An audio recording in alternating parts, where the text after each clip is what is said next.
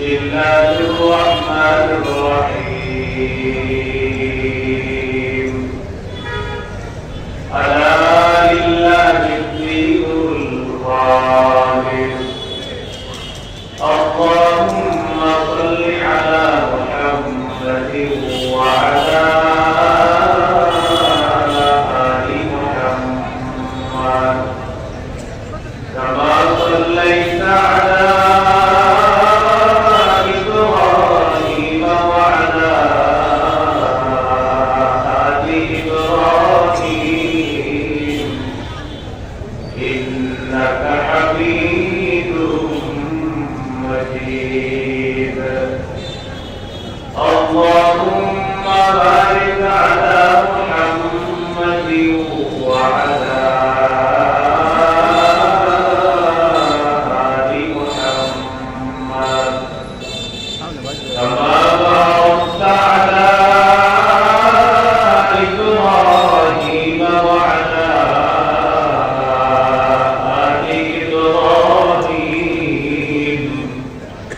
إنك حميد مجيد اللهم إني أعوذ بك من شر لساني وشر سمعي وشر بصري وشر مني الجامعة الإسلامية কিশোরগঞ্জ বাংলাদেশের উদ্যোগে আয়োজিত দাওরায়ে হাদিস তথা মাস্টার্স সমাপনী ছাত্রদের সহিহ বুখারীর শেষ সবক প্রদান উপলক্ষে আয়োজিত এই মহতী ইসলামী মজলিসের গুরুত্বপূর্ণ আলোচনা পেশ করেছেন মুনাজির জামাত মুহতারাম আল্লামা নুরুল ইসলাম ওলিউল্লাহ বরকাতুহুল আলিয়া। আল্লাহ হযরতের ছায়াকে আমাদের জন্য আরো বেশি যেন দীর্ঘায়িত করেন, সকলে বলি আমিন। হযরতের হায়াত এলেম জীবনে ভরপুর বরকত আল্লাহ দান করেন।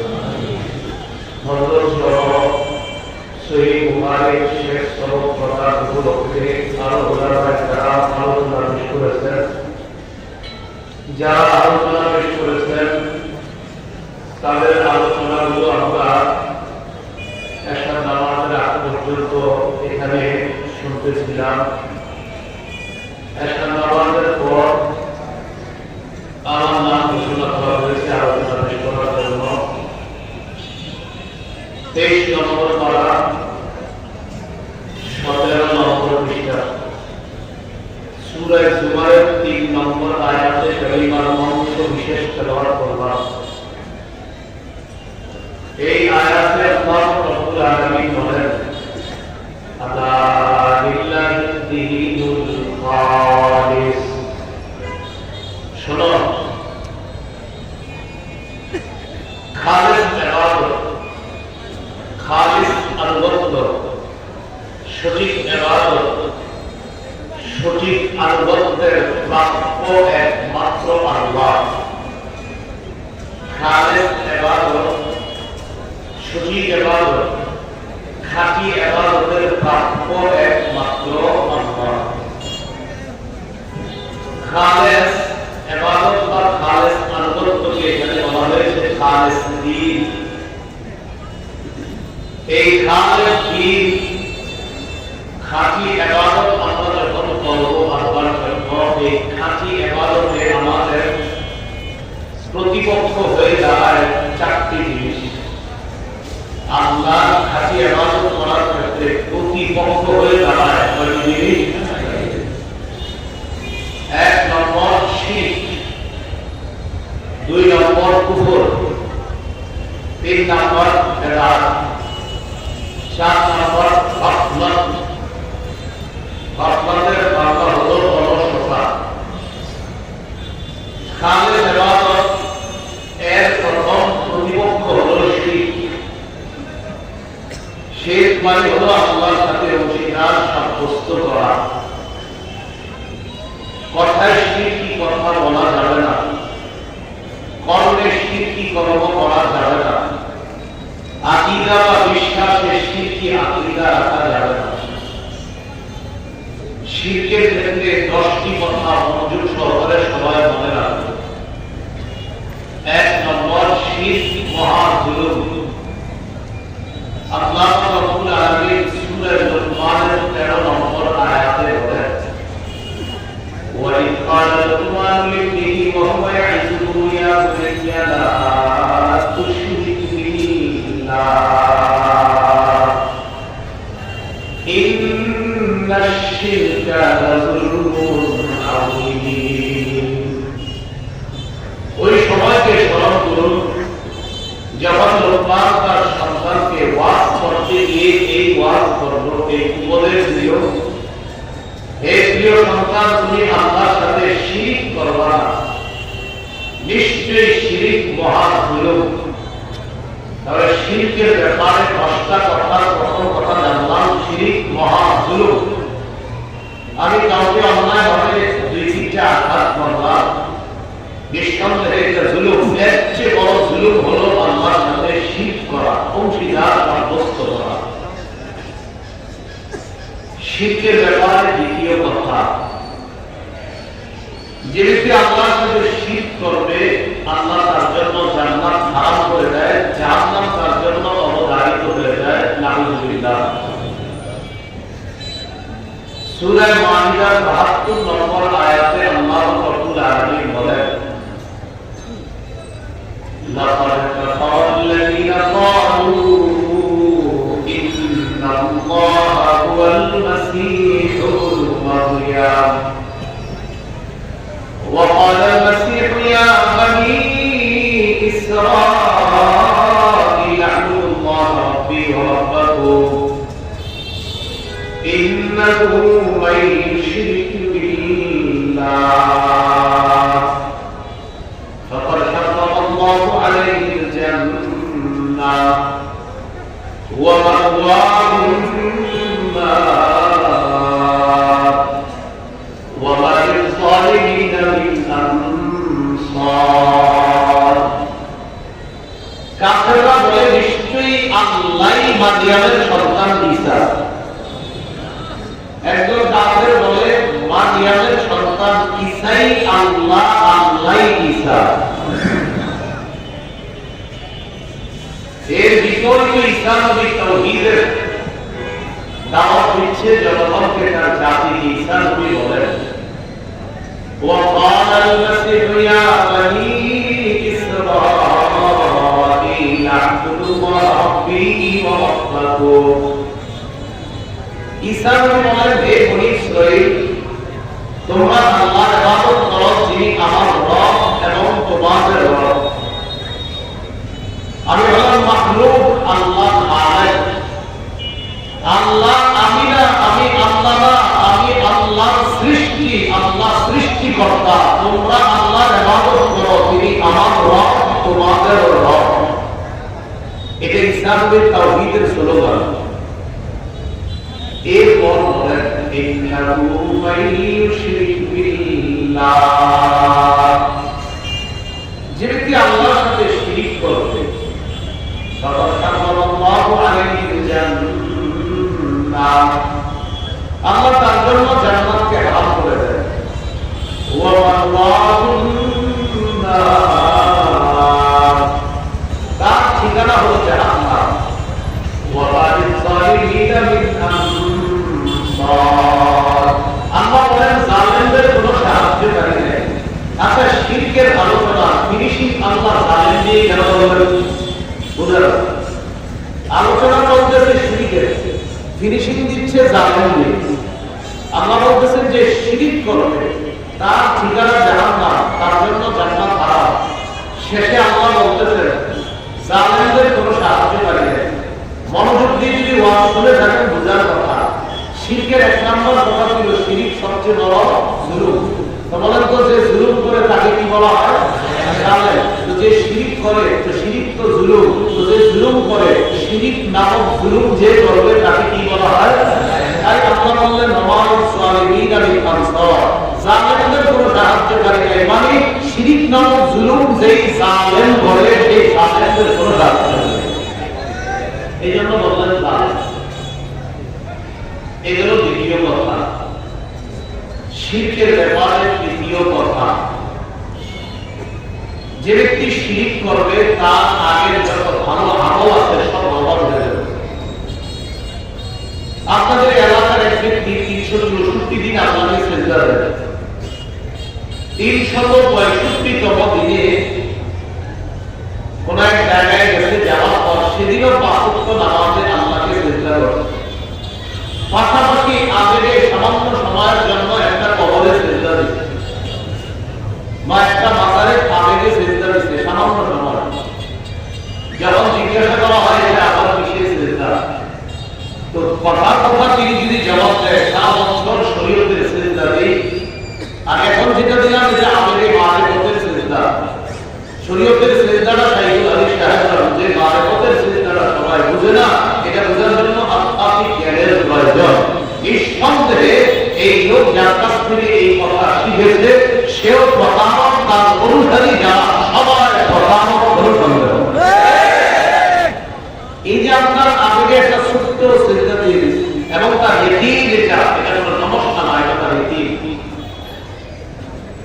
শিরকি আমলের কারণে তার সব ভালো আমলগুলো বরবাদ হয়ে যাবে। দলিল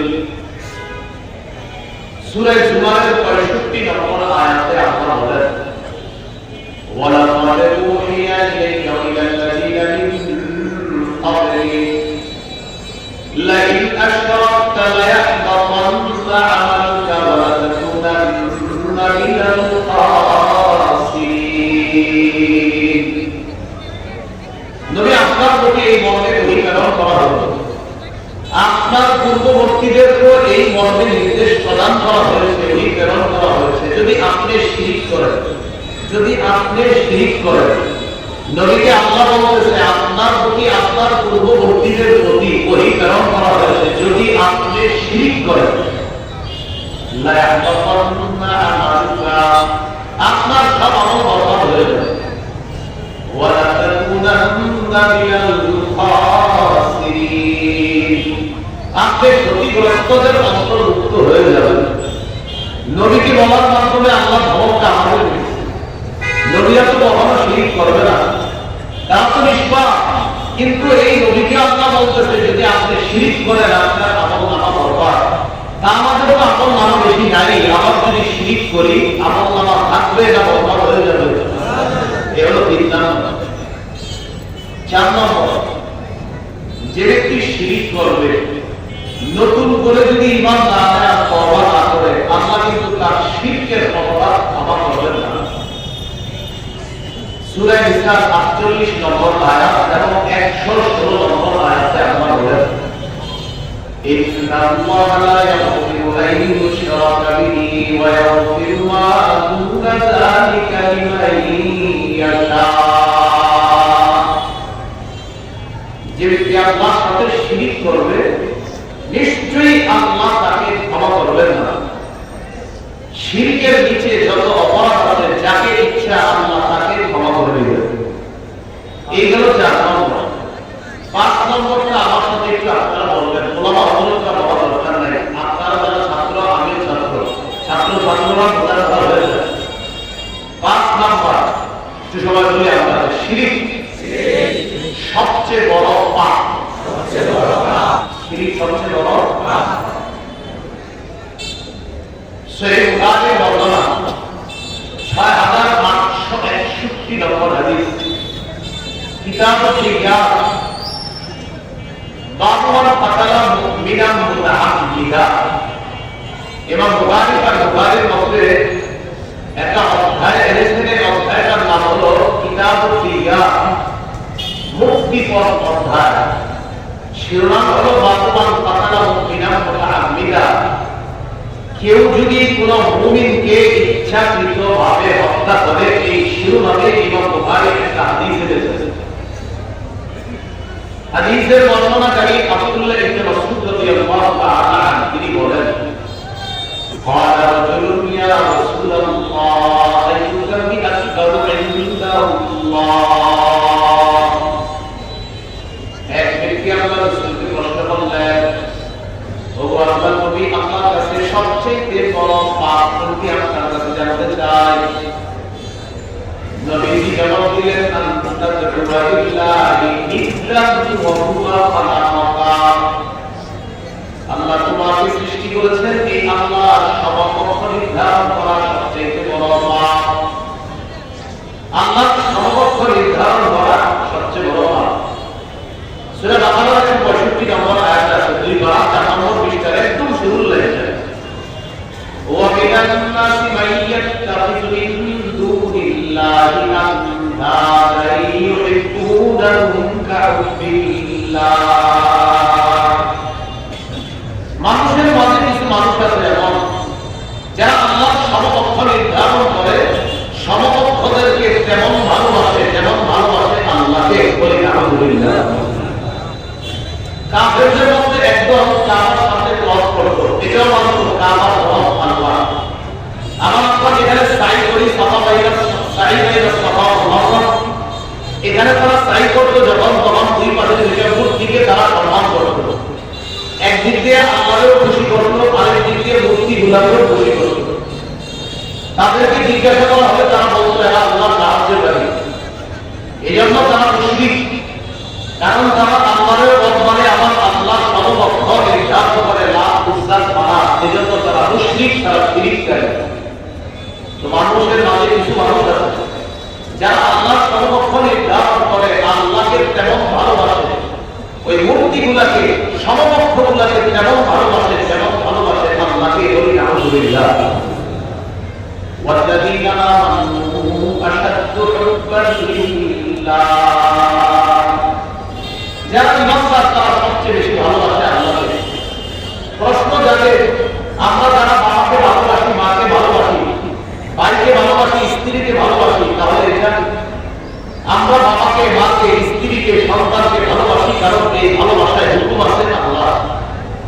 এই জন্য রাসূলুল্লাহ সাল্লাল্লাহু আলাইহি ওয়াসাল্লাম বলেন, মান আহাব্বা লিল্লাহ, কোন ব্যক্তি যদি কাউকে আল্লাহর জন্য ভালোবাসে, ওয়া আবগাদা লিল্লাহ, কোন ব্যক্তি যদি কাউকে আল্লাহর জন্য ঘৃণা করে, ওয়া আহবা লিল্লাহ,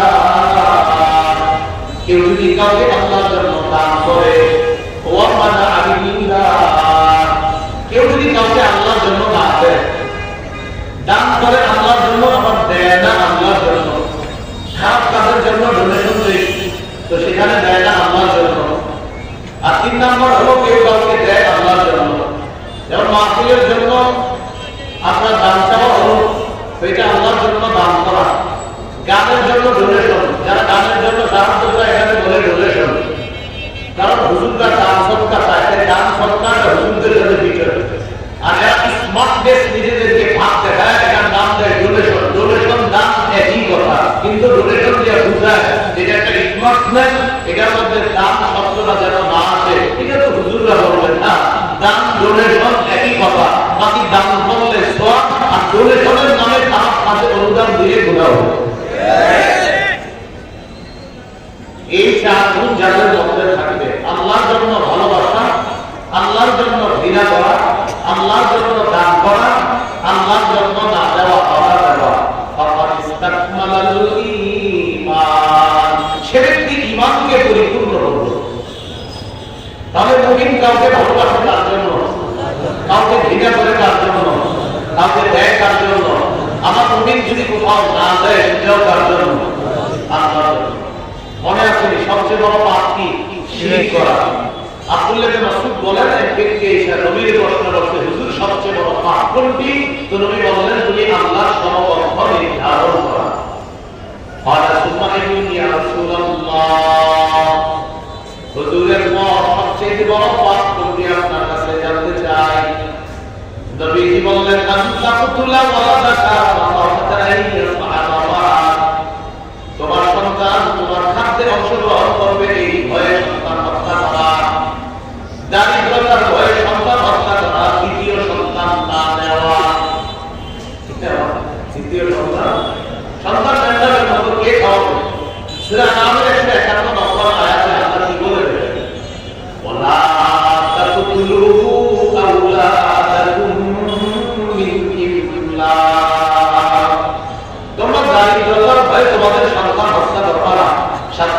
করা 7 নম্বর পৃষ্ঠার একদম শেষের দিকে আছে, যে জায়গায় আমরা 10টা ওসিয়ত করছি ইমানদারদেরকে। এর মধ্যে একটা হলো তোমরা তোমাদের সন্তানদেরকে দারিদ্রতার ভয়ে হত্যা করবে না। নাহনু নারযুকুকুম ওয়া ইয়্যাহুম, তোমাদেরকেও আমি রিজিক দেই, সন্তান যারা আসবে তাদেরকেও আমি রিজিক দেই। আমাদেরকে রিজিক দেয় কে? আল্লাহ। সন্তান যারা দুনিয়াতে আসবে তাদের রিজিকের ব্যবস্থা করেন কে? আল্লাহ। তো নবীকে প্রশ্ন করলেন, হুজুর এরপর সবচেয়ে বড় পাপ কোনটি? বললেন তোমার সন্তান তোমার খাদ্যে অংশগ্রহণ করবে এই ভয়ে সন্তান হত্যা করা। প্রশ্ন করলেন, হুজুর এরপর সবচেয়ে বড় পাপ কোনটি? নবীজি জবাব দিলেন, আনতুজাহি বিহাদিসাতি জারিকা, তুমি তোমার প্রতিবেশীর স্ত্রীর সাথে ব্যভিচার করা, প্রতিবেশীর স্ত্রীর সাথে জিনা করা, এটা একেবারে সবচেয়ে বড় পাপ। দেখেন জিনা করা এমনি পাপ, কিন্তু প্রতিবেশীর স্ত্রীর সাথে জিনা করা এটা বিরাট পর্যায়ের পাপ, যা প্রধান পাপের অন্তর্ভুক্ত। প্রতিবেশীর স্ত্রী আমাদের কাছে আমানত ছিল, প্রতিবেশীর স্ত্রীর দিকে লোক দৃষ্টি না দেওয়া এই দায়িত্ব এটা আমাদের ছিল। তাদের উপর যেন কারো লোক দৃষ্টি না পড়ে, কেউ যেন অন্যায় ভাবে কোনো দৃষ্টিপাত তাদের করতে না পারে, এটা ছিল আমাদের দায়িত্ব, কর্তব্য। এটা না করে প্রতিবেশীর স্ত্রীর সাথে ছলে বলে কৌশলে অবৈধ সম্পর্কে জড়িয়ে তার সাথে ব্যভিচারের মতো জঘন্য অপরাধে লিপ্ত হওয়া, রাসূল বললেন এটা সবচেয়ে বড় পাপের অন্তর্ভুক্ত। আল্লাহ আমাদেরকে আমাদের সমাজকে হেফাজত করেন। রাসূলুল্লাহ সাল্লাল্লাহু আলাইহি ওয়াসাল্লাম বলেন যে এরপর সবচেয়ে বড় পাপ প্রতিবেশীর স্ত্রীর সাথে ব্যভিচার করা। তো যাই হোক, হাদিস থেকে আমাদের মূল শিক্ষা, শিরক করা সবচেয়ে বড় পাপ। শিরকের ব্যাপারে 6 নম্বর কথা, এটা আমরা সবাই মিলে একটু বলি, বলেন শিরক প্রধান কবিরা গুনাহ। আর কবিরা গুনাহ এর মধ্যে প্রধান শিরক করা।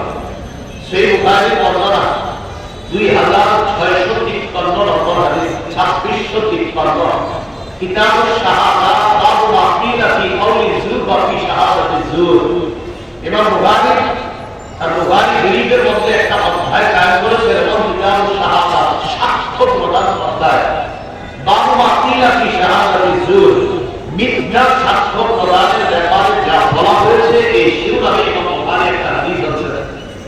এই হাদিসের বর্ণনাকারী আনাস ইবনে মালিক রাদিয়াল্লাহু তাআলা তিনি বলেন, সুইলা রাসূলুল্লাহ সাল্লাল্লাহু আলাইহি ওয়াসাল্লাম আলী কাবারি, আল্লাহ রাসূলকে প্রশ্ন করা হলো কবিরা গুনাহ সম্পর্কে। ফাকালা রাসূলুল্লাহ সাল্লাল্লাহু আলাইহি ওয়াসাল্লাম, নবীজি বললেন, আল কাবাইরু আল ইশরাকু বিল্লাহ, কবিরা গুনাহ হলো আল্লাহর সাথে শিরক করা। কবিরা গুনাহের মধ্যে প্রধান কবিরা গুনাহ আল্লাহর সাথে শিরক করা। ওয়া উকুল ওয়ালিদাইন, পিতামাতার নাফরমানি করা। ওয়া কাতলুন নাফসি, অন্যায়ভাবে কাউকে হত্যা করা। ওয়াল ইয়ামিনুল গুমুস, মিথ্যা কসম করা। কি কসম? মিথ্যা কসম বুঝি সেটা কত? 800, 850 দেওয়া যাবে? আল্লাহর কসম 850 কিনা। কত কিনা? যদি 550 কিনা হয় তাহলে কসম ঠিক আছে, কিন্তু 550 যদি কিনা না হয়, 17 খোঁজ দিয়ে যদি জানা যায় এটা 300 করে কিনা, তার মানে 550 মিথ্যা কথা বললেন। এই যে আপনি মিথ্যা কথা বললেন, নাকি আসামি কাঠগড়ায় দাঁড়ানোর জন্য আপনি তৈরি থাকেন, আল্লাহ আদালতে আপনাকে দাঁড়াতে হবে। মিথ্যা শপথ করা, এখন তো হবে সকলের শপথ, মরা বাপের শপথ, মরা মার শপথ, তোর মাথার শপথ, তিনটা কি শপথ করতে পারে না। লাভ তাকলিফু বিআবাইকুম, দাদার নামে শপথ করা নিষেধ, তাদের নামে শপথ করা যাবে না। শপথ আল্লাহর নামে হবে, সেটা সত্য শপথ হতে হবে, মিথ্যা শপথ হওয়া যাবে না। আল্লাহ আমাদেরকে আসাইরা অনর্থক শপথ থেকে হেফাজত করেন। রাসূলুল্লাহ সাল্লাল্লাহু আলাইহি ওয়াসাল্লাম বলেন, ওয়া শাহাদাতুজ যুর, মিথ্যা সাক্ষ্য দেওয়া। নিরপরাধ মানুষকে বারবার মিথ্যা সাক্ষীর মাধ্যমে অপরাধী সাব্যস্ত করা হয়। বারবার একজন নিরপরাধ মানুষকে যদি মিথ্যা সাক্ষীর মাধ্যমে অপরাধী কাজ করায় তারা, যারা অপরাধী কাজ করায় ওই নিরপরাধ মানুষটাকে বারবার কাজ করায়, কেন জানে তারা তাকে আগামী কাজ করায় দাঁড়াবে। তাকে আসামির কাজ করায় মিথ্যা সাক্ষীর মাধ্যমে কোন নিরপরাধ নিরীহ মানুষকে যদি কাজ করানো হয়, মিথ্যা সাক্ষী যারা দিচ্ছে, যাদের মাধ্যমে মিথ্যা সাক্ষী আদায় করা হচ্ছে, আমি আপনার নামে একটা মিথ্যা সাক্ষী দিলাম, একজন নিরপরাধ মানুষকে অপরাধী সাব্যস্ত করলাম, তো আমি আপনি তৈরি থাকতে হবে আল্লাহর সামনে দাগি আসামিদের কাজ করায় পাঁচজন দাগি আসামি একজন আমি আপনি হতে হবে।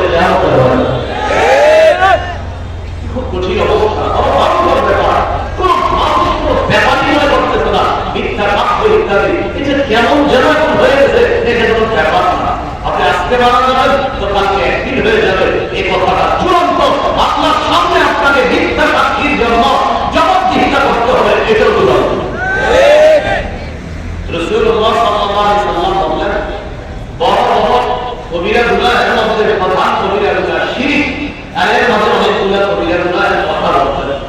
এগুলো 6 নাম্বার, 7 নাম্বার, এটা একটু বলেন আমাদেরকে যদি পুড়িয়ে দেওয়া হয়, আমাদেরকে যদি হত্যা করা হয়, এরপরেও আল্লাহর সাথে শিরক করব না, এই মানসিকতা লালন করে যেন বাঁচতে পারি এবং মরতে পারি, আল্লাহ তৌফিক দান করেন। এখানে মাসালা আছে, আজিমত আর ভবিষ্যতের মাসালা। সাধারণ যারা আছেন এটা আপনাদের বুঝার দরকার নাই, তাহলে একটু বুঝেন, এই মানসিকতা রাখবেন যে আমাকে যদি জ্বালিয়ে দেওয়া হয়, আমাকে যদি হত্যা করা হয়, তা আমার এই মানসিকতা লালন করা, আমি আল্লাহর সাথে শিরক করব না। মুসনাদে আহমদের বর্ণনা 22,075 নম্বর হাদিস। এই হাদিসের বর্ণনাকারী মুআয ইবনে জাবাল রাদিয়াল্লাহু তাআলা আনহু তিনি বলেন, আওসানি রাসূলুল্লাহ সাল্লাল্লাহু আলাইহি ওয়াসাল্লাম বিআশরি কালিমাত। মুআয ইবনে জাবাল বলেন, আল্লাহ তুমি আমাকে 10টি বিষয়ে ওসিয়ত করেছেন। 1 নাম্বার, লা তুশরিক বিল্লাহি শাইআ ওয়া ইফতিল্লাহ ওয়া ইফতিল্লাহ। মুআয তোমাকে যদি জ্বালিয়ে দেওয়া হয়, তোমাকে যদি হত্যা করা হয়, এরপরে আল্লাহর সাথে শিরক করবা না। 1 নাম্বার, তোমাকে যদি জ্বালিয়ে দেওয়া হয়, তোমাকে যদি হত্যা করা হয়, তুমি আল্লাহর সাথে শিরক করবা না। 2, ওয়ালা তা'আক্কারনা ওয়ালিদাইকা ওয়া ইন আরাদা আন তাখরুজা মিন আহলিকা ওয়া মালিকা। মুআয তোমার মা বাবা যদি তোমাকে সম্পদ থেকে তোমাকে ঘর বাড়ি কিনে দিতে মানুষ করে, আপনার মা বাবা আপনাকে বলছে ঘর ছেড়ে দিতে, আপনার মা বাবা আপনাকে বলছে সম্পদ ছেড়ে দিতে, নবী বলেন লা তা'আক্কারনা ওয়ালিদাইকা, এরপরেও মা বাবার নাফরমানি করবা না। মুআয তোমার মা বাবা যদি তোমাকে পরিবার ছেড়ে দিতে বলে, সম্পদ ছেড়ে দিতে বলে, তাও তুমি তোমার মা বাবার সাথে নাফরমানি করবা না। 3 নাম্বার, ওয়ালা তাতুকান্না সালাতান মাকতুবাতান মুতাআম্মিদা ফাইন্নামা তারাকা সালাতান মাকতুবাতান মুতাআম্মিদা ফাকাদ খায়রাত মিনহু জিম্মাতুল্লাহ। চলে এটা সবাই মিলে বলি, বলেন তুমি ইচ্ছাকৃতভাবে এক ওয়াক্ত ফরজ নামাজ ছেড়ে দিবে না। কি বলছেন নবী? তুমি এক ওয়াক্ত ফরজ নামাজ ইচ্ছাকৃতভাবে ছেড়ে দিবে না। ফাইন্নামা তারাকা সালাতান মাকতুবাতান মুতাআম্মিদা, কেউ যদি ইচ্ছাকৃতভাবে এক ওয়াক্ত ফরজ নামাজ ছেড়ে দেয়, ফাকাদ খায়রাত মিনহু জিম্মাতুল্লাহ, আল্লাহর জিম্মা তার থেকে উঠে যায়, সে আল্লাহর জিম্মা থেকে বের হয়ে যায়। যদি একত্র ফরজ নামাজ কেউ ছেড়ে যায়, আল্লাহ আমাদের সকলকে আমরা যেন সর্ব অবস্থায় যে যেখানে থাকি আগে নামাজকে গুরুত্ব দিয়ে, সর্বোচ্চ গুরুত্ব দিয়ে 5 ওয়াক্ত সালাত আমরা আদায় করতে পারি। আল্লাহ তৌফিক দান করুন। এই হলো 3 নাম্বার। 4 নাম্বার, ওয়ালা তাশরাবান্না খামরা, মদ পান করবা না। ফাইন্না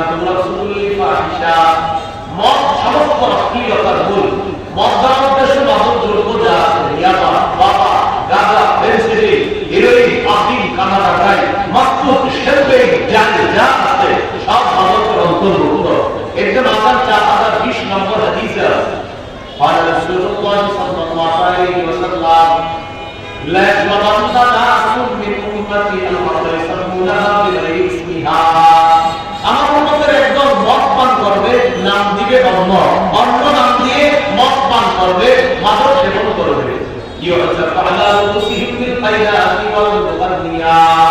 একদিক দিয়ে তারা মদ পান করবে বিভিন্ন নামে, আরেক দিক দিয়ে নায়িকা গায়িকা নাচানাচি করবে, আরেক দিক দিয়ে বাদ্যযন্ত্র বাজতে থাকবে, যেটা গত 3 দিন আগে শান্তি বাজতে মুসলিম নামধারী কিছু মুনাফিক মার্কা শয়তান আমাদের এই পবিত্র দেশটাকে অপবিত্র করেছে। হাদিসের 3টা অংশ এরকম বলেছে, মদ পান, গান বাদ্য আর নর্তকী নায়িকা গায়িকারা নাচানাচি করা। রাসূল এদের উপার্জনকে হারাম বলেছেন। নবীজি বলেছেন লা তাবিউল খায়রাতুল মুকাদ্দিয়া, নায়িকা গায়িকাদেরকে এক্সপোর্ট করবা না, ওয়ালা তাশতারুহুন্না, তাদেরকে ইম্পোর্ট করবা না, তাদেরকে বেচবা না, তাদেরকে কিনবা না, ওয়ালা তুআল্লিমুহুন্না, সন্তানদেরকে গান শিখাইবা না। ইমাম সাহেব দোয়া করেন বাচ্চাটাকে নাকি স্কুলে নিয়ে যাচ্ছি, ঠিক দোয়া করেন ইমাম সাহেব দোয়া। রাসূল বলেন সালামুল্লাহ হারাম, তাদের উপার্জিত অর্থ হারাম। আল্লাহ আমাদেরকে হেফাজত করুন, আমিন। কোথায় আল্লাহ মনে আছে 4 নম্বর উপদেশ ছিল ওয়ালা তাশরাবনা খামরা, মদ পান করবে না। ফাইন্নাহু রাসূলুল লিফাহিশা, মদ সমস্ত অশ্লীলতার মূল। 5 নম্বর ওয়া ইয়্যাকা ওয়াল মাসিয়া, ফাইন্নাল মাসিয়াতি আল্লাহ, মুআযালাত নাফরমানি থেকে বাঁচো। আল্লাহ নাফরমানির কারণে গজব আসে, এটা সবাই মিলে জোরে জোরে বলেন, আল্লাহ নাফরমানির কারণে, বলেন নাফরমানির কারণে গজব আসে, নাফরমানির কারণে গজব আসে। করোনার সময় আমি মনে করেছি করোনা পরবর্তীতে আমাদের দেশের মানুষ অন্তত আগের চেয়ে গুনাহ কমায়া দিবে। কি আশ্চর্যের বিষয়, করোনা নামক গজব আল্লাহ উঠায় দিব। গানের মাধ্যমে তারা তাদের সুস্থ জীবনকে সেলিব্রেশন করলো, এই মানুষগুলোর কারণে আবার গজবের অপেক্ষা করবে, আবার গজব টেনে নিয়ে। করোনার পরে মনে হয়েছিল না কিছুটা হলে কিছুটা হবে না, তাদের পাপ আরো বাড়ছে। আপনার গানের মাধ্যমে সেলিব্রেশন করা হয়েছে যে এখন শান্তি পেয়েছে। আল্লাহ আমাদেরকে হেফাজত করেন। সূরা শুরা 30 নম্বর আয়াতে আল্লাহ বলেন ওয়া আসাবাকুম মিন মুসিবা ফাবিমা কাসাবাত আইদিকুম, তোমাদের জীবনে যত বিপদ আসে এগুলো সব তোমাদের নিজেদের উপার্জন, নিজেদের কামাই, তোমাদের হাতে কামাই করে এই বিপদগুলো তোমরা নিয়ে আসো। মা আসাবাকা মিন হাসানাতিন ফামিনাল্লাহ, তোমাদের জীবনে যত কল্যাণ আসে এটা আল্লাহর পক্ষ থেকে। আমা আসাবাকা মিন সাইয়্যাতিন ফামিন নাফসিক, যত বিপদ আসে নিজের কারণে। আল্লাহ সূরা শুরা 30 নম্বর আয়াতে বলেন ওয়া ইয়াফু আন কাসীর, আর বেশিরভাগ অপরাধ তো আমি আল্লাহ মাফ করে দেই, সবগুলোর জন্য ধরি না, মাঝে মাঝে ধরি। তাই তোমাদের হালাত এমন হয়, গজব আসলে দেখবেন অনেকে বলে হুজুর এত দোয়া করি গজব যায় না কেন? এটা কিন্তু কেউ বলে না হুজুর এত আকাম করি গজব আসে না কেন, এটা বলে না। যখন গজব আসে বলে দোয়া করি গজব যায় না কেন? আরে বলা তো উচিত গজব পড়লাম না আল্লাহ তাও বাঁচায় রাখছে, জোহর পড়লাম না আল্লাহ তাও বাঁচায় রাখছে, এসা করি নাই আল্লাহ তাও বাঁচায় রাখছে। আমার আপনার টেনশন করার দরকার যে গজব আসে নাই আলহামদুলিল্লাহ, কিন্তু গজব আসলে কি করে জানেন? হুজুর এত দোয়া করি গজব যায় না কেন? কিন্তু এটা পায় না এত আকাম করি গজব আসে না কেন?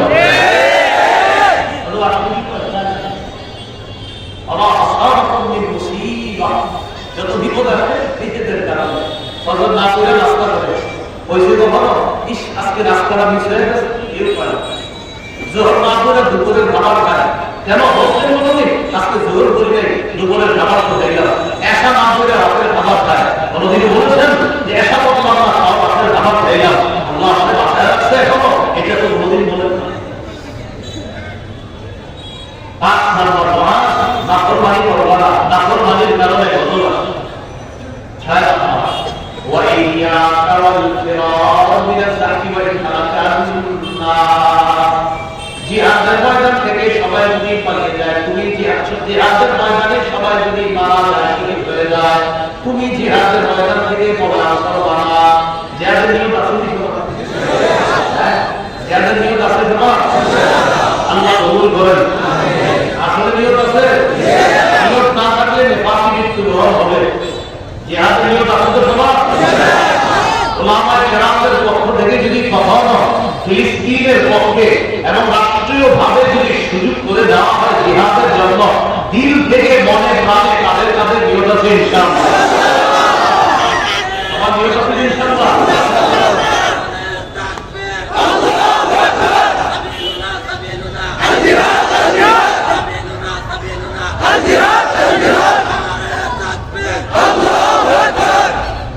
রাসূলুল্লাহ সাল্লাল্লাহু আলাইহি ওয়াসাল্লাম বলেন, জিহাদের ময়দানে যদি সবাই মারা যায়, সবাই শহীদ হয়ে যায়, তুমি পলায়ন করবা না। এবার আমরা সবাই একটা কথা বলি, বলেন জিহাদ এবং সন্ত্রাস সম্পূর্ণ আলাদা। সন্ত্রাস অপবিত্র, সন্ত্রাস নামক অপবিত্রতা দূর করা পবিত্র পদ্ধতির নাম জিহাদ। সন্ত্রাস অপবিত্র, বলেন সন্ত্রাস অপবিত্র, জিহাদ পবিত্র। সন্ত্রাস অপবিত্র, জিহাদ পবিত্র। জিহাদ আর সন্ত্রাস সম্পূর্ণ আলাদা। জিহাদ পবিত্র, সন্ত্রাস অপবিত্র। কোন এক জায়গায় আমি রেলের সাইনবোর্ডে দেখা দেখছিলাম, রেল কত জানি না লিখে রাখছে জিহাদ আর সন্ত্রাস এক না, কথাটা সত্য। লিখে রাখছে জিহাদ আর সন্ত্রাস এক না, কথাটা ভুল সত্য। এটা আমাদের দাঁড়ে দাঁড়ে বারে বারে গিয়ে বুঝতে হবে যে ভাই সন্ত্রাস অপবিত্র। আবু জাহেল সন্ত্রাস, 13 বছর আবু জাহেল শুধু সন্ত্রাসগিরি করছে। কয় বছর? 13 বছর সন্ত্রাসগিরি করছে। রাসূলুল্লাহ সাল্লাল্লাহু আলাইহি ওয়াসাল্লাম মদিনা যাওয়ার পর কুফিনা লিল্লাযীনা ইয়াতালুনা বিআন্নাহুম যুলিমু, রাসূলুল্লাহ সাল্লাল্লাহু আলাইহি ওয়াসাল্লামকে আল্লাহ আদেশ করলেন, 13 বছর শুধু সন্ত্রাস সহ্য করলেন, 13 বছর অপবিত্রতা শুধু সহ্য করলেন। এবং এই অপবিত্রতা বন্ধ করার জন্য পবিত্র জিহাদের মাধ্যমে তাদের এই অপবিত্রতা আপনি দূর করেন।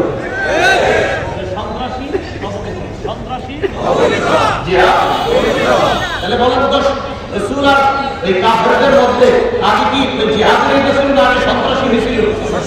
সন্ত্রাসী কর্মকাণ্ড তারা করছে। এই সন্ত্রাসী দূর করার জন্য আল্লাহ জিহাদের বিধান দিয়েছে। 13 বছর তারা সন্ত্রাসী কর্মকাণ্ড চালাইছে, মুসলমানদের উপর আঘাত করছে। নবী নামাজ পড়তে আসছে, কাফর করে সিজদায় গেছে। বুখারীর বর্ণনা, আবু জাহেল তার সাঙ্গ বাঙ্গ নিয়ে বসা আর বলতেছে আইয়ুকুম ইয়াতি বিজাসুরি আলিল্লাহ, অমুক এলাকার কোটের নারী বুড়িগুলা আইনা কে পারবা মুহাম্মদের এই কাজের উপর এখন দায়িত্ব দিবা। রকমাই ইবনে আবি মাইক দাঁড়ায় গেছে, কোটের নারী বুড়িগুলা আছে, পায়খানা পসরা এগুলো আইনা নবী সিজদায় আছে। নবীর এই নাম মুবারক, গলা মুবারকের এখান থেকে পিঠ পর্যন্ত কোটের নারী বুড়ি পসরা পায়খানা সব দিয়ে দিচ্ছে। এটা কি সন্ত্রাসী না? বলেন এটা সন্ত্রাসী কিনা? আবু বকর সিদ্দিক রাদিয়াল্লাহু তাআলা কোরআন পড়ে, নামাজ পড়ে প্রকাশ্যে তাকে মারতে মারতে বেহুশ করে ফেলছে। এটা কি সন্ত্রাসী কিনা? সাহাবাকে আজকে মারতে মারতে জমিনের সাথে মিশায় দিয়েছে। এটা কি সন্ত্রাসী কিনা? বেলালকে আল্লাহকে মারতে মারতে আপনার অবস্থা হয়েছে। বেলাল রাদিয়াল্লাহু তাআলা আমাকে এত প্রচন্ড আঘাত করার পরেও ইসলাম ছেড়ে দেয় নাই। এই বেলালের উপর যে আঘাত হয়েছে এটা সন্ত্রাসী কিনা? আম্মার ইবনে ইয়াসির রাদিয়াল্লাহু তাআলা নবীর কাছে আসছে, নবীজি কাবার উপরে শুয়েছিল। নবী সাল্লাল্লাহু আলাইহি ওয়াসাল্লাম কাছে কয়, হুজুর একটু বদদোয়া করেন না কাফেরদের বিরুদ্ধে। নবীজি বলছে, আল্লাহ আম্মার হুজুর বলেন না, কোন মামলা আছে সাহাবীর কথা। কেন? তুমি জানো আগে জামানার উম্মত মুমিন যারা ছিল তাদের উপর কি বিপদ আসছে, তাদের মাথার এই গুলিতে পাক রাখা হয়েছে। ওই মুহূর্তে বলছে ঈমান ছেড়ে দেওয়ার জন্য, তখন তারা ঈমান ছেড়ে দেয় নাই। নবীর জাহান লাল হয়ে গেছিল। এখন বলেন যেই সাহাবী অসংখ্য যন্ত্রণায় আয়েশা নবীকে বলছে, হুজুর কাফেরদের বিরুদ্ধে বদদোয়া করেন। নবীজি বললেন, আরে তুমি অসহ্য হয়ে গেলা, কিন্তু এটা আমার কথা না, আমার কথা হলো হযরতে আম্মারের উপরে জুলুম নির্যাতন এটা সন্ত্রাসী কর্মকাণ্ড ছিল কিনা? সুমাইয়া রাদিয়াল্লাহু তাআলা আনহার উপর জুলুম নির্যাতন, ইয়াসির পরিবারের উপর জুলুম নির্যাতন, এগুলো সন্ত্রাসী কর্মকাণ্ড ছিল। এই সন্ত্রাসী কর্মকাণ্ডগুলো তারা আগে করছে। এবার আল্লাহ বলে দিলেন, আর কত সহ্য করবেন? এবার পবিত্র বিধান জিহাদের মাধ্যমে তাদের এই অপবিত্র সন্ত্রাসী কর্মকাণ্ডকে আপনি প্রতিহত করেন। অতএব বুঝে গেল সন্ত্রাসী অপবিত্র, জিহাদ পবিত্র। এই অপবিত্র সন্ত্রাসী কর্মকাণ্ড দূর করা সুন্দর পবিত্র পদ্ধতির নাম হল জিহাদ।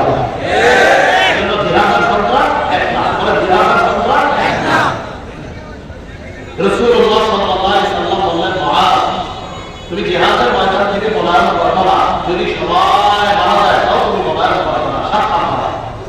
ওয়াইদা আসাবানা সানাতুন আনতা ফীহি ফাসবুর। কোন এলাকায় যদি মহামারী লাগে আর তুমি যদি সেখানে থাকো, তুমি সেখানে অবস্থান করবা। অন্য বর্ণনায় আছে মহামারী কবলিত এলাকায় যদি থাকো, মহামারী কবলিত এলাকায় কেউ বাহিরে যাবে না, বাহিরে কেউ মহামারী কবলিত এলাকায় ঢুকবে না। চায়না আমেরিকারা নিয়ম করে দিল লকডাউনের সময়, করোনার সময় লকডাউন করবো, যে মহামারী কবলিত এলাকায় কেউ বাহিরে যাবে না, বাহিরে কেউ ভিতরে আসবে না। আর এই আইন করার পর তারা ক্রেডিট দিচ্ছে চায়না আমেরিকা, যে আমরা কত বিজ্ঞানসম্মত একটা আইন তৈরি করলাম। বিশাল কথা, আমগো নবীর কথা নকল কইরা সামনে করে দিচ্ছে। এই সমস্যা কিন্তু মুসলমানদের নবী এই নিয়মটা বলে গেছে, এটা বলতে হবে। এইটা বলে তো এখন বিজ্ঞানী দিয়ে আর থাকে এটা দিল কি যে এটা তারা গবেষণা করছে, বলে এটা কি তাদের গবেষণা না আমার নবীর গবেষণা? মানে বুঝাইতেছে আপনারা তো এটা জানেন না। আরে আমরা নবী বলে গেছে মহামারী কবলিত এলাকার কেউ বাইরে যাবো না, বাইরে কেউ ভিতরে ঢুকবো না। চায়না আমেরিকারা আমাদের নবীর কথাটা নকল করে সাপ্লাই দিয়ে বললো এটা একটা বিজ্ঞানসম্মত কথা। বললেই তো হয় পৃথিবীর শ্রেষ্ঠ বিজ্ঞানী মুহাম্মদ সাল্লাল্লাহু আলাইহি সাল্লামের কথা। এটা কোন ক্ষেত্রে করবো যদি মুসলমানদের নবী? আর আমরা যারা আছে আমাদের গর্বের বিষয় এটা যে আমাদের এই নিয়মটা হাতের থেকে ধার করা, এটা আমাদের নবী আমাদেরকে বলে দেওয়া হলো।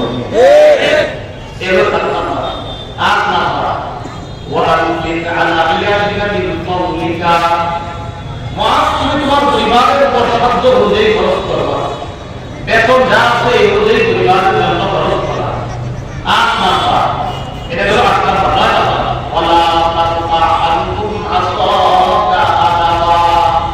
পরিবারের উপর থেকে শিষ্টাচারের লাঠি উঠাবা, শাসনের লাঠি উঠাবা।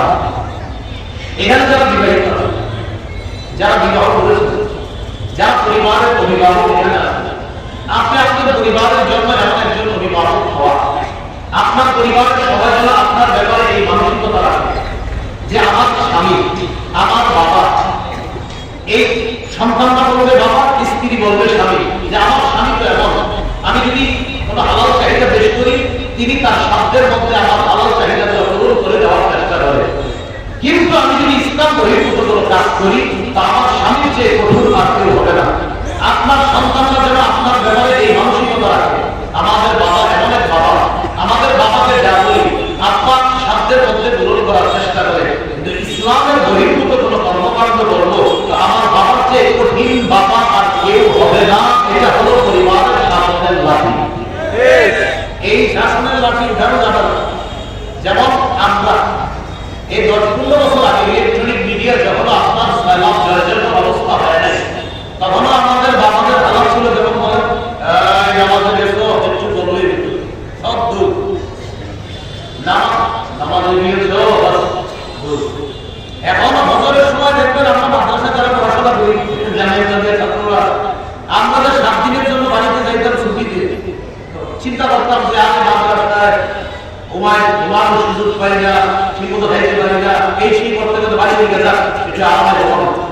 ফজরের সময় প্রথমে এসে দাঁড়িয়ে রাখতে কথাটা রাখতে উঠছ জি যেতেছি, এরপর আব্বা এসে ডাকবে উঠছ জি যেতেছি, পরে এসে আপনার আম্মা ডাকবে উঠছ যে আম্মা যেতেছি, কয়েকবার ভুলে গেছে। এরপরে যে কথাটা এসে বলবে এটা আপনার যারা মাদ্রাসায় পড়াশোনা করছি সবাই এই কথার সাথে বলেছিল। পরে এসে কি করে এগুলো হচ্ছে মাদ্রাসায় কেন লেখাপড়া করেছি এতবার টাকা লাগে আপনার উঠা এখন এটা পরিবার, এটা ছিল শাসনের লাঠি। আমার আম্মা এখনো এই লাঠি ধরে রাখছে। আমার ঘুম, আমার নিজের কথা বলে আমার ঘুম খুব গভীর, আপনার ঘুমাইলে উঠানো মুশকিল হয়ে যায়, যদি ঘুমাইতে পারি উঠানো মুশকিল। তখন সময় আমাকে হোক আম্মা তুমি যেতেছি আবার করছ যে আমাদের এ তৃতীয়বার ঘুমাই সেটা হচ্ছে আপনারা আজকে আমার ওয়াজ যে তাদের কত রুজুরা বিষয়টা বাচ্চা দিয়ে আম্মা এখনো এসে পায় এই গোলামান করে একবার টাকা লাগে এ বলে সারা দেশে ওয়াজ করে।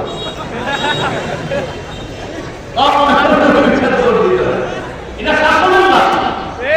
আগে বাবা যখন সম্মান করে কথা বলতেন তখন আমরা কি করতাম, নিচের দিকে তাকায় থাকতাম।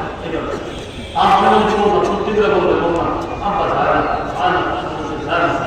আব্বা গেলে তখন আমার সব জানি জানি যা আম্মা এত কথা করার সামনে কিন্তু কিছু করি না, দেখি বাড়িতে আসে না গেলে এটা ছিল শাসনের লাঠি। বাবার সামনে সন্তান মাথা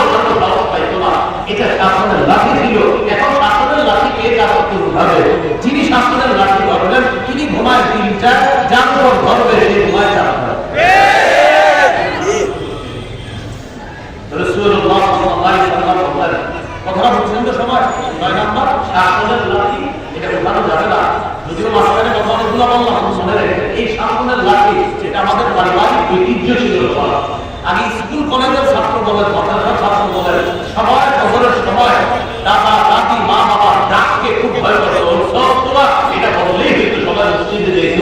কি স্কুলের ছাত্র বলেন, তাকে আমাদের এই ঐতিহ্যগুলো ফিরিয়ে আসা দরকার। এই যন্ত্রণা আমাদেরকে ঐতিহ্য থেকে দূরে ধরে। এই যে এরাও তো আজকে রেকর্ডিং করতেছে না, গিয়ে এখানে এডিটিং করবে রাত 3টা পর্যন্ত বেরো কথা। এরা হয়তো ঘুমান, হয়তো হজুর করবে, মানে কথা এটাকে কিভাবে সাজানো যায়, হুজুরে কিভাবে ভাগ করা যায়, পূজা করা যায়, এই বিভিন্ন একটা ব্যাপার টেনশন, এটা কিন্তু আমরা 4টা পর্যন্ত করে মূল বিষয় বুঝাইতে চাইলাম। মুআয ইবনে জাবালকে রাসূল বলেন শাসনের লাঠি উঠানো, এটা হলো বায়ান। 10 নাম্বার ওয়াকিফু বিল্লাহি আযজা ওয়া জাল্লা, পরিবারকে আল্লাহর ব্যাপারে ভয় দাও। দেখেন জামিয়াতটা দিয়ে সামনে নিয়ে আপনাদের কাছে আমার একটা আবদার, পরিবারকে ভয় দেখাতে যদি আমরা সবাই চাই যে হুজুর পরিবারকে আল্লাহর ব্যাপারে ভয় দেখানোর সুযোগটা দিয়ে দিতে হবে, তো আমি আপনাদের কাছে একটা আবদার রেখে দেই। সেটা আবদারটা যদি পারেন রাখবেন, আমিও রাখবো। আমরা যারা সময় আমি আলহামদুলিল্লাহ শুরু করে দিচ্ছি, সে আবদারটা হলো প্রতিদিন পারিবারিক তালিম চালু করুন। পারিবারিক তালিমটা আধা ঘন্টা হতে পারে, 20 মিনিট হতে পারে। যদি বলে হুজুর আমার সময় নেই, 10 মিনিট, তাও সময় নেই, আপনার হাতে পায়ে ধরে বলি 5 মিনিট দিয়ে শুরু করেন। সেটা হলো এরকম রাত 8টা বা 8:30, শীতকালে হিসাবে বললাম 8টা 8:30। আপনি নিয়ম করবেন, ঘরের দক্ষিণ পাশের রুমে বা উত্তর পাশের রুমে কথা কথা, পূর্ব পাশের রুমে প্রতিদিন রাত 7:30 মিনিটে পরিবারের সদস্য আমরা যারা একজন আরেকজনের সাথে দেখা দেওয়া যায় সবাই ওই ঘরে গিয়ে বসবে। আর দেখা দেওয়া যায় না যাদের তারা বাইরে করবে। তো ওই ঘরে পর্যন্ত যারা ছেলে মেয়ে স্বামী স্ত্রী তারা আপনারা গিয়ে বসবেন কথার কথা। ওই রুমে বসার পর প্রথম দিন আপনি তালিম করবেন, পরের দিন আপনার বিবি করবে, পরের দিন আপনার ছেলে করবে, পরের দিন আপনার মেয়ে তালিম করবে। এইভাবে তালিমের নিয়ম চালু করেন। আপনি জামিয়াত উস্তাদদের কাছে আইসা রেজাল্ট দিয়ে 1 মাস পরে আপনি এই রেজাল্টই দিবেন ইনশাআল্লাহ যে আগের চেয়ে ঘরে বরকত বেশি হচ্ছে, আগের চেয়ে সন্তান আমাদের মাঝে মহব্বতটা কেন যেন আল্লাহ বাড়ায়। যদি সন্তানদের মাঝে আল্লাহ ভীতি সৃষ্টি করতে চান, সবাই আজকে থেকেই চেষ্টা করেন, এই আমল চালু করেন, এই তালিম পদ্ধতি করে। মসজিদে তো তালিম হয় মাশাআল্লাহ, দাওয়াত ও তাবলীগের সাথী ভাইরা তালিম করে, কিন্তু আমরা চেষ্টা করব পারিবারিক তালিম হিম্মত করার দায়িত্ব ইনশাআল্লাহ। আল্লাহ কবুল করেন, আল্লাহ তৌফিক দান করেন। এই হলো আপনার 10 নাম্বার, তাদেরকে আল্লাহর ব্যাপারে করা। মূল আলোচনা মনে আছে আপনাদের? জি না, আপনারা বলতে কথা বলতে ওলামা আমরা কোথাও কোথাও না বলা দরকার। তারা খালি দেখটা গান করতেছি না হলে বলে শুনতে আমরা ছাত্র আমি ছাত্র। তো শিরকি কথা 7 নাম্বার চলছিল যে আমাদেরকে জানিয়ে দেওয়া হয়, তৈরি দেওয়া হয়, তাও আমরা শিরিক করব না। এটা জানতে গিয়ে 10টা গুরুত্বপূর্ণ বিষয় জেনে ফেলেছি। আল্লাহ আমাদের সকলকে এই কথাগুলো গুরুত্ব দেওয়ার তৌফিক দান করেন। আমি একবারে বলি, একটু মন দিয়ে শুনেন। 1 নাম্বার শিরিক না করা, 2 নাম্বার পিতা মাতার নাফরমানি করা যাবে না, 3 নাম্বার একত্র ফরজ নামাজ ছেড়ে দেওয়া যাবে না, 4 নাম্বার মদপান করা যাবে না, 5 নাম্বার আল্লাহ নাফরমানি করা যাবে না, 6 নাম্বার জিহাদের ময়দান থেকে পলায়ন করা যাবে না, 7 নাম্বার পুরো এলাকায় মহামারী লাগলে মহামারীর ভয়ে এই এলাকা থেকে পলানো যাবে না, 8 নাম্বার সাধ্য অনুযায়ী পরিবারের জন্য খরচ করা, 9 নাম্বার পরিবারের উপর থেকে শাসনের লাঠি ছিঁড়ে ওঠানো যাবে না, 10 নাম্বার পরিবারকে আল্লাহর ব্যাপারে ভয় দেখানো। এই 10টা বিষয় যেন গুরুত্ব সহকারে সমাজে ঘরে বাইরে আমরা বাস্তবায়ন করতে পারি। আমিন। শিরকের ব্যাপারে 8 নম্বর কথা একটু বলি, বলে শিরক অমার্জনীয় অপরাধ। তিরমিজি শরীফের বর্ণনা 3540 নম্বর হাদিস। এই হাদিসটা হাদিসে কুদসি। قال رسول الله صلى الله عليه وسلم قال الله عز وجل يا ابن آدم إنك ما دعوتني ورجوتني غفرت لك على ما كان منك ولا أبالي।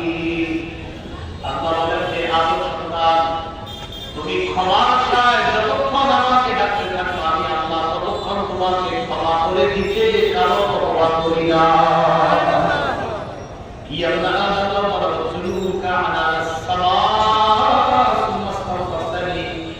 আকাশের চূড়া পরিমাণ গুনাহ করার পর যদি আমার কাছে ক্ষমা চাও,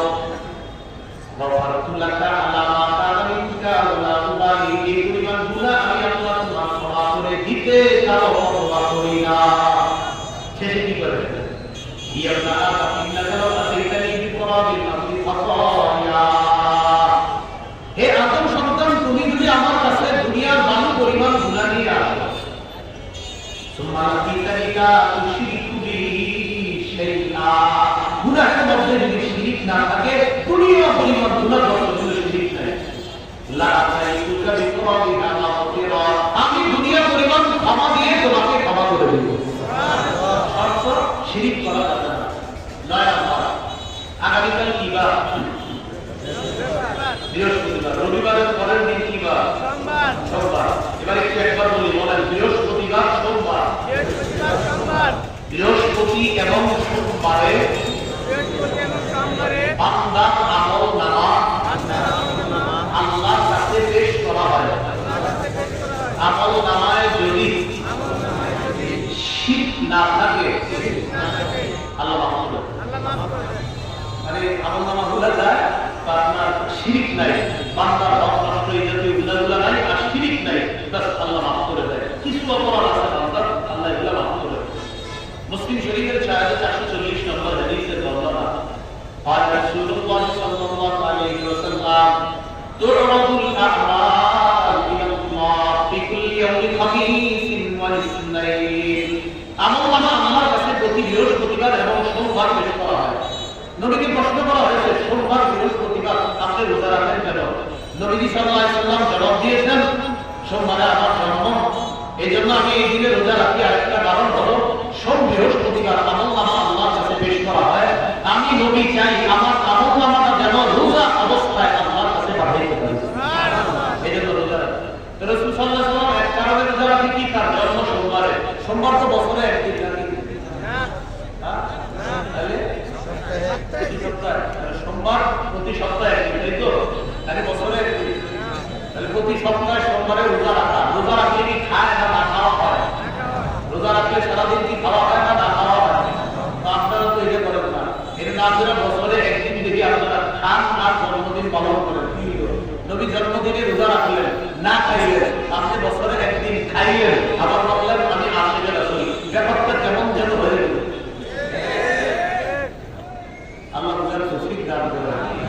রাসূলুল্লাহ সাল্লাল্লাহু আলাইহি ওয়াসাল্লাম বলেন, আমলনামা আল্লাহর কাছে পেশ করা হয়, ফায়াগফিরুল্লাহু লিকুল্লি ইমরিইন লা ইউশরিকু বিল্লাহি শাইআ, আল্লাহ প্রত্যেক এবং বান্দাকে মাফ করে যে আল্লাহর সাথে শিরক করে না। ওয়া ইল্লাহু আনকানা বাইনাহু ওয়া বাইনা আখিহি শাহনা, আরেক ব্যক্তিকে আল্লাহ মাফ করে না যার মাঝে আর তার ভাইয়ের মাঝে বিদ্বেষ আছে। আমার মাঝে আর কোনো ইমানদারের মাঝে যদি বিদ্বেষ থাকে, আমাকে আল্লাহ মাফ করবে না। এই আমাদের দুইজনকে আল্লাহ সুযোগ দিবে, ইরকু হাযাইনি হাত্তা ইয়াসতালিহা, ফেরেশতাদেরকে আল্লাহ বলে তাদেরকে সুযোগ দাও, তারা যেন আপসে মীমাংসা করে দেয়। কোন মুমিন ভাই যদি অযথা একজন আরেকজনের সাথে বিদ্বেষ রাখে, তাদেরকে আল্লাহ মাফ করে না সব বৃহস্পতিবার। তারা যদি আপসে মীমাংসা করে দেয়, তাহলে এই দুইজনকেও আল্লাহ মাফ করে দেয়।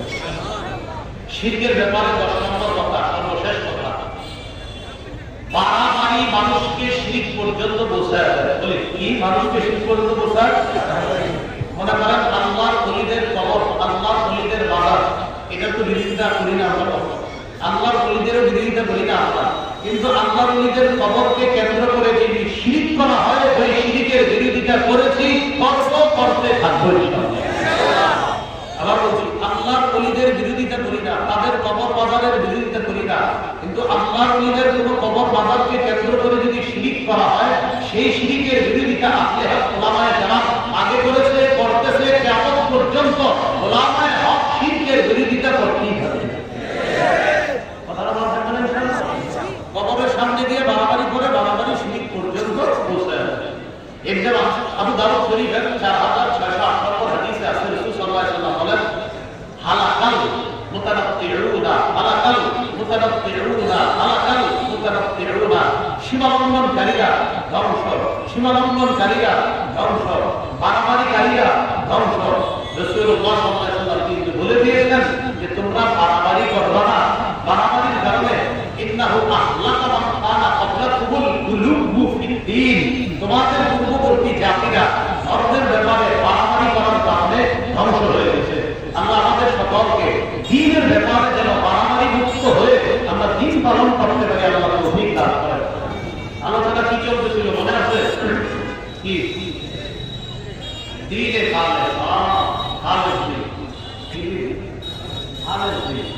খালেদ দিনের চার প্রতিপক্ষ, এটা চলতেছিল আলোচনা। এক নম্বর প্রতিপক্ষ শিরক। খালেদ দিনের দ্বিতীয় প্রতিপক্ষ কুফর। খালেদ দিনের দ্বিতীয় প্রতিপক্ষ কি? কুফর। কুফর করলে এটাও খালেদ দিন খালেদ ইবাদত করবার।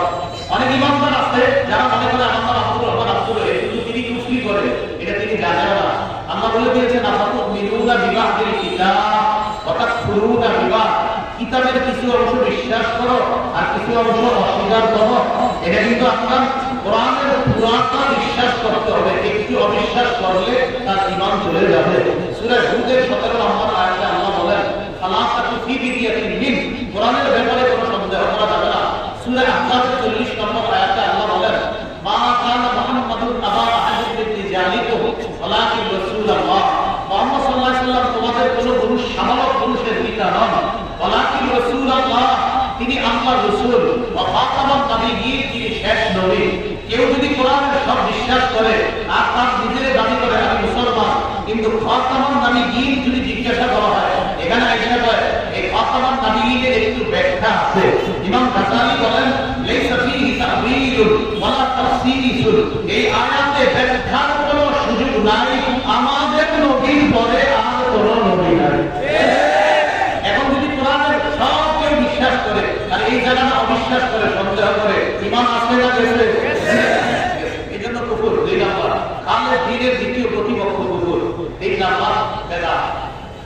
শরীয়তের মধ্যে ইবাদতের নামে সওয়াবের আশায় নতুন কিছু করা, এটা হলো বেদাত, এগুলা করা যাবে না। চার নাম্বার গাফলাত, অলসতা। অলসতা মানে হলো এমন অলসতা করেন করতে করতে এক পর্যায়ে আল্লাহকে ভুলে গেলেন। গাফলাত বড় ভয়ঙ্কর রোগ।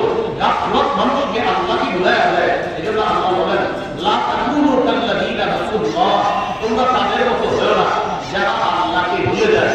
এই চারটা প্রতিপক্ষ মনে রাখবো। খালেদ দিন হবে আল্লাহর জন্য। এই খালেদ